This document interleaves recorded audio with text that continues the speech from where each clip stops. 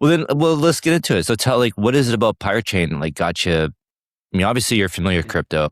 You Yeah. understand why it's important. Ron Paul and the Fed. You're there. You get it.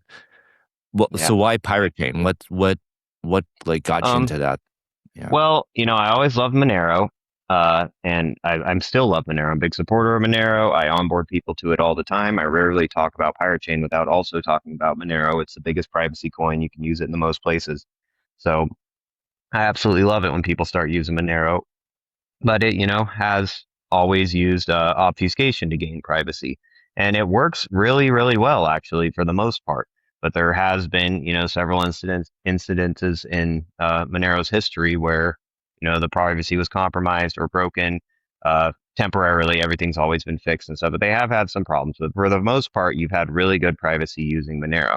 But they used obfuscation, and this made them have to do a bunch of other stuff. They'd find a hole and have to patch it and stuff like that. And I found zero knowledge proofs to just be a far more elegant solution. Sharing no information is a lot more secure than, sharing your information, but mixing it up with a bunch of decoys. So I thought that was absolutely incredible. And if we really wanted, money that was, super resistant, to surveillance, not just from, the general public, but from uh, governments or institutions or things of that nature, then we would absolutely need stronger privacy. And so I was really stoked when Zcash came out. But the optional privacy, causes a lot of problems. It allows timing attacks. And the biggest thing that optional privacy does is that it makes it so businesses and institutions don't allow you to deposit or withdraw, shielded private coins. They force you to go in and out with transparency, which I don't like them even given that choice. Which we see that now there is not very many exchanges where you can actually buy or sell shielded Zcash. You have to do it transparently, which really sucks. So I like to not give these institutions the option to. So then when I first heard about Pirate Chain, oh, and the other big thing was, Pirate Chain had a fair launch. We didn't have a pre-mine or an ICO or a centralized foundation or anything like that. And I'm not, you know, trying to cast blame on, projects that did do that, because I 100% understand why they do that. I'm behind the scenes here trying to budget, trying to raise money and stuff like that. And holy cow, it'd be a lot easier if we did have an ICO. We'd have a lot bigger of a marketing budget. Like I wouldn't have to be doing these fundraisers with our communities every month, trying to raise money for promotion and stuff like that. But ultimately, I think Pirate Chain did make the correct choice. We took the more difficult path, but I think the correct path of, doing it as decentralized as possible without an ICO or a pre-mine or any centralized foundation like that, which I thought was really important to try to have something we considered sound money. We're trying to mimic, hard currencies, but digitally. And with something like gold or silver, there's no ICO for gold. There's nobody that votes on the characteristics of the gold in my safe. It just is what it is. It exists and it does what it does. And so I thought it was important, if we're truly trying to make a commodity out of these digital assets, that it didn't have a centralized foundation or ICO or pre-mine. So those are the two big things that drove me to Pirate Chain, that, it had a fair launch, and then it also was 100% private by default, with absolutely no transparent transactions. So that's what ultimately drove me to Pirate Chain. But I'm not a Pirate Chain maxi by any means. I'm a big supporter of Monero. I'm at Monerotopia every year. I'm onboarding people onto Monero. When I get people to download a wallet or something, I really like Edge Wallet, so I'm onboarding people onto Edge Wallet all the time. I usually give them a couple bucks in Monero and a couple bucks in Pirate Chain. I'm out here just trying to get people to use alternatives to fiat, and I consider it a win if somebody does any buying or selling with any currency besides fiat. I'm stoked and I consider it a win. So I'm not a Pirate Chain maxi. This just happened to be the project that could use my contribution the most. So this is the one that I'm on the team for. But I do love everyone trying to fight for privacy and decentralization. That's great, man. That's a great attitude. The maxis drive me nuts. Like, Yeah, I they're mean, annoying. yeah, like, I mean, I could be, well, I have called myself a THORChain maxi, but just for lack of a better term, but I still celebrate everyone else contributing what they're trying to do. Like, if this is a team effort, right? We're Yeah. all trying to hit this at different angles. And you always say this, Danny, like, Paul from Edgewallet, right? Yeah, What is, Paul from Edgewall, yeah. He Yeah. said What does he we say? all have the same goal. We're just meeting in the middle, right? Yeah. And so Yeah. speaking of Edgewall, that's perfect, Daniel. And I love that phrase. It's so true. Yeah, Edge Wallet is the best, dude. I love Paul and their entire team. They really care about privacy and they've contributed to the Me ecosystem a too. ton. So, and Yeah. Chain is on Edge Wallet. They're big supporters of us and have helped us a ton Nice. throughout the years. Well, so okay, so Monero does obfuscation to achieve privacy. Zcash has optional privacy with zero knowledge proof, and Pirate Chain is just zero knowledge proof. It's a privacy by default. Can you maybe explain the obfuscation part on Monero? Maybe some of our listeners don't quite sure understand the difference between those two privacy mechanisms between Monero and Pirate Chain. Yeah. Well, Monero, they take your one real transaction and they mix it up with 15 decoy transactions. Um, and they also give a bunch of other, privacy solutions, with network privacy and stuff like that, with things like Dandelion, so people can't see who's connecting to the network and stuff like that. They can't link IP addresses to the network. But essentially, their core privacy tool is to take your one real transaction and mix it up with 15 decoys, which gives you an anonymity set of 16. The real transaction could be one out of 16 of these transactions. You can still see a lot of that data on the chain.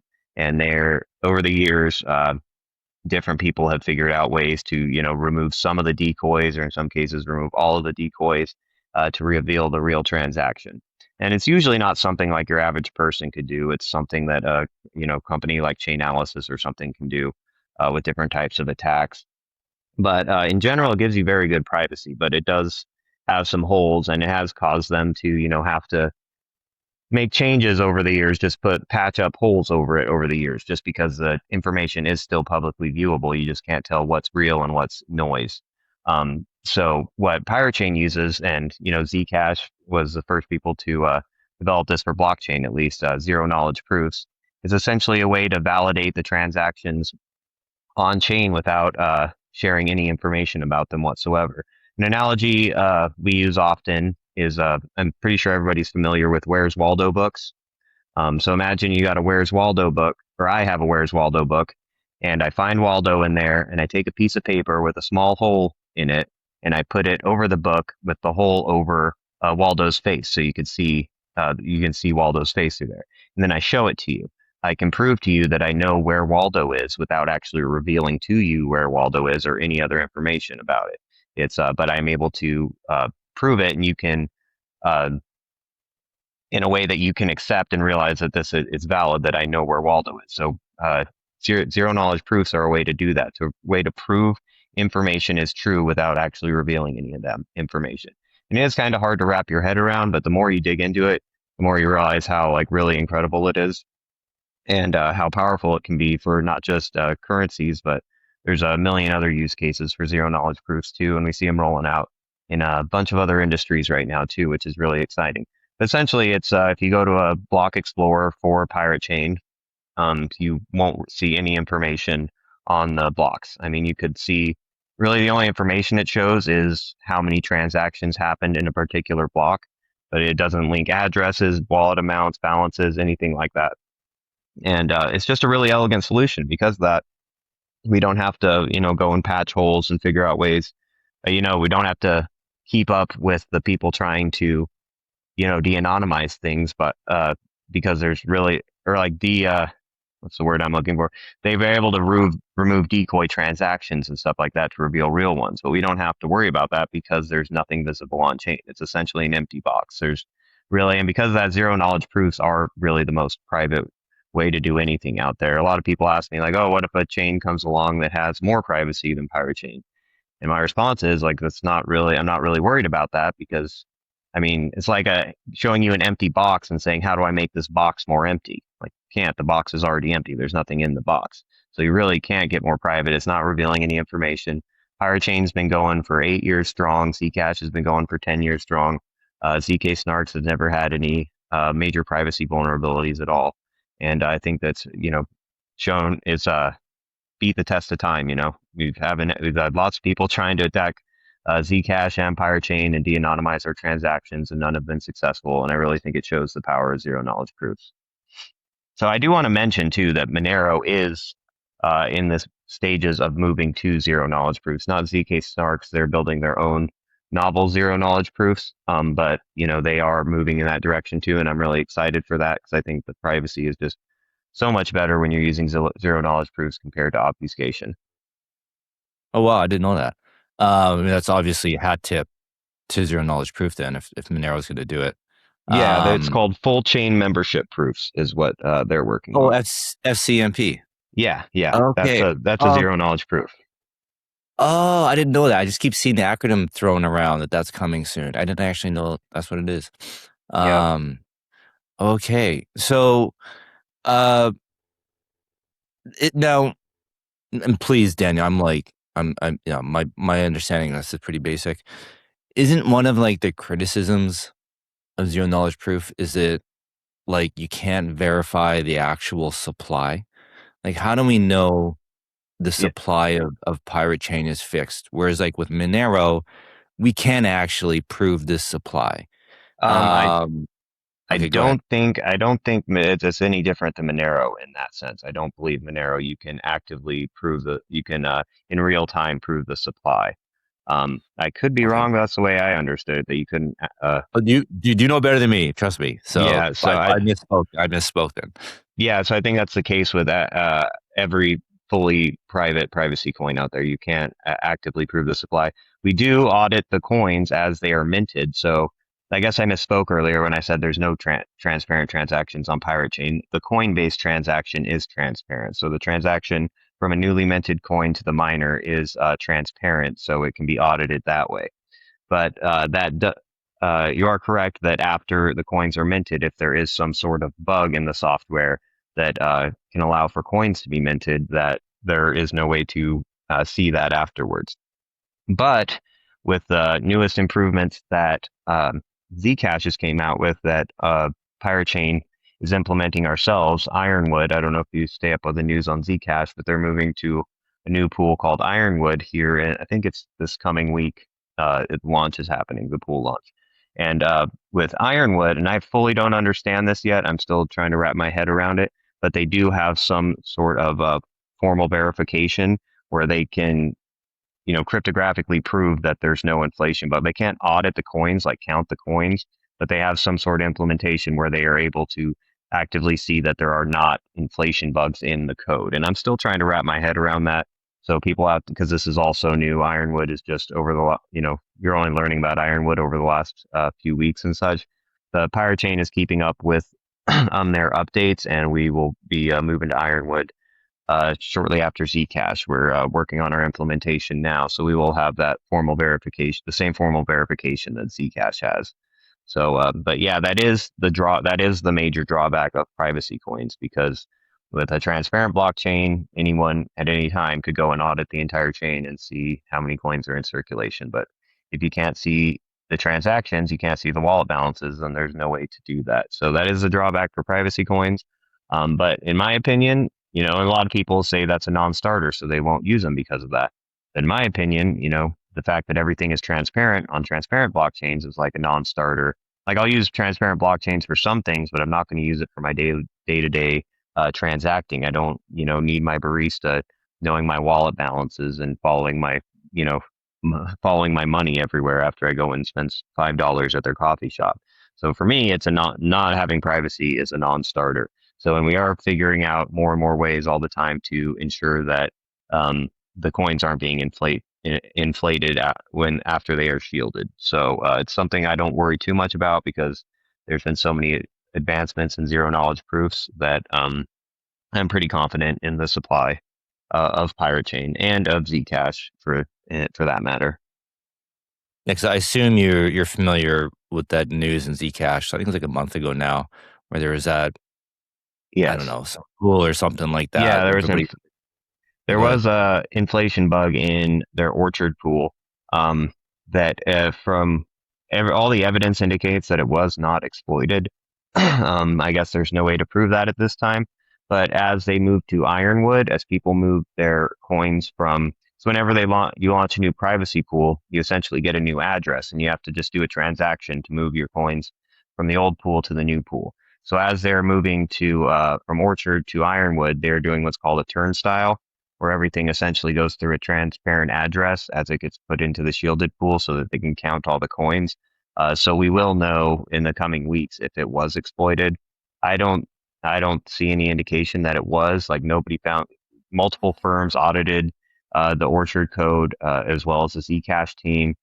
Nobody found this bug until that latest version of Claude came out, and they found it on the day it came out, essentially, and patched it immediately. So I don't think this was something that a human could even find. You needed AI to do it, and they got it patched the day that version of Claude came out, because they had ran the past versions of Claude through it too, and they did not find this bug until I think it was like 3.8 or something like that came out. And that day it was able to find it, and they patched the code within days and pushed it all the miners and stuff. So I don't see any indication that it was exploited, especially if you see the price action of Zcash during that same time period. Zcash has been like on a crazy bull run for the past year. I feel like if there was an inflation bug in there, the price would have been affected, because people have been minting coins and going and dumping on exchanges and stuff. So I don't think there's any indication that it was ever exploited, and I'm pretty confident it wasn't, but we will have confirmation of that in the coming weeks. As far as THORChain's relevance to that, we actually did not launch our Orchard pool yet. We were still on the previous pool, which is Sapling. Um, uh, and we actually had finished our Orchard implementation, and we were getting ready to go live with it. It was in public testnet for the past few months when this happened. But after this happened, we really saw no point in launching the Orchard pool, since the Ironwood pool was so close to being released. So we were just going straight from Sapling to Ironwood rather than implementing Orchard. So THORChain was never exposed to this bug. We never had any risk of it being vulnerable to it. And we're just moving straight to Ironwood now. So it's not something that affected us at all. So we kind of got lucky in that sense that we never launched Orchard. But now we're just going straight to Ironwood, and it worked out well because we had all of our ducks in a row ready for a new, pool launch, and doing everything that is required for that. Now we just don't have to do it for Orchard. We just got to do it for Ironwood, which makes things a lot quicker for us to implement on Ironwood, because we're already ready to go live with a new pool. So What, luckily we what, weren't affected. what do these pools mean? Like, are there, like, you going, say you're going to Ironwood? Is it just, that's just one pool? Everybody has to move to it? And like, what if you don't move to it? What if you're not in that pool? How do these pools work? Well, you don't have to move to them. You can just, it's essentially, the pool is, from a user perspective, a pool is just a new address. It's a new address, and all the funds get mixed in. I don't know, I guess a pool is a good word for it. It all gets put in one pool where nothing can be seen. And every pool, when Zcash first launched, they launched on a pool called Sprout, and then they moved to Sapling, and then Orchard, and now Ironwood. And for every pool, they've been making upgrades. When Zcash first launched, the Sprout pool, they had to do what was called a trusted setup.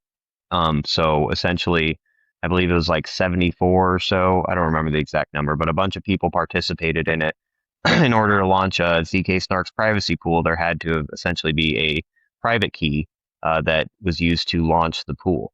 So the way they did this is they took that private key, they cut it up into 74 pieces, and I believe it was 74. I might be wrong about that number, but they gave it to all these different people, had a portion of that key, and they all together came together and launched the pool that way. And so the only way that the privacy could be compromised is if all 74 members colluded and put their keys together to be able to reveal the transactions on it. And they did this in a very secure way. A lot of the participants live streamed it, and a lot of them destroyed their devices after they launched it. There's some cool videos out there of people like lighting their computers on fire after the pool launched. And even like Edward Snowden was one of the participants in it and stuff. So I was never really that concerned about collusion, but they were able to fix that with Orchard. They were able to launch a new pool without having to have that private key essentially to launch the pool. So they could do they did not have the trusted setup. I mean, that's what people call it. It's kind of a derogatory term, I guess.